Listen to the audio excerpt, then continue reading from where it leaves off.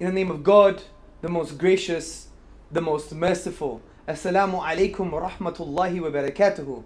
Brothers, sisters and friends, today I want to discuss the Higgs boson. What is the Higgs boson, and does it have any theological implications?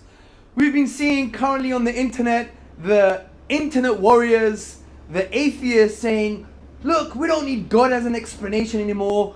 God doesn't exist because we now have the God particle, the Higgs boson.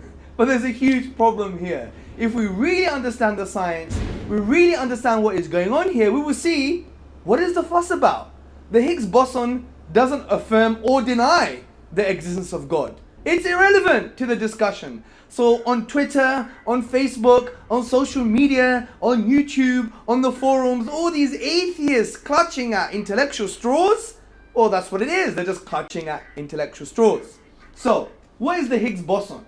Well, take this as the early universe. And please note, the early universe, because this doesn't explain or discuss why the universe was once in a state of non-existence, then it came into existence, because we know the universe began. If it began, then it was once nothing, then it became something. It doesn't discuss any of that. All it discusses is the early universe. So just assume this is the early universe.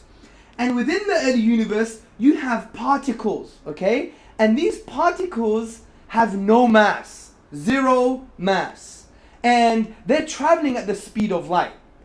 All of a sudden, the Higgs field is switched on. So just assume this is the Higgs field, okay? So now the Higgs field is switched on. So what does the Higgs field do?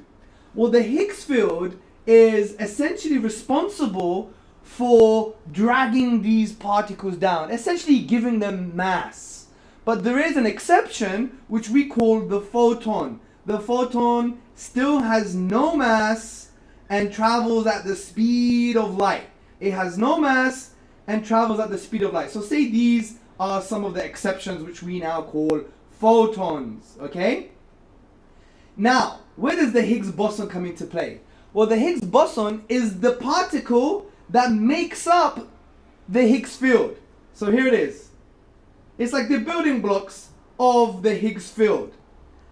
And recently, the claim is that they have empirically justified the Higgs boson, which is the particle that makes up the Higgs field, which is responsible for giving particles mass. That's it, folks. That's the fuss. That's what all the atheists are talking about. It doesn't deny God and doesn't affirm God. It doesn't explain the beginning of the universe. It doesn't explain how the universe came into existence. All it does is explain how particles have mass. So why are they calling this the God particle? It's a joke. It's again popular science or the secularists or the atheists trying to clutch at intellectual straws to try and create a social construct, a social environment to say, look, science explains everything. So there you go. It has no theological implications in any shape or form. For it to have, or for something to have a theological explanation or to have a theological implication, then it would have to tell us how the universe began. And we know that the best explanation is that an all-powerful, all-knowing, uncreated, eternal being brought the universe into existence. But that's another video. Assalamu alaikum wa rahmatullahi wa barakatuh.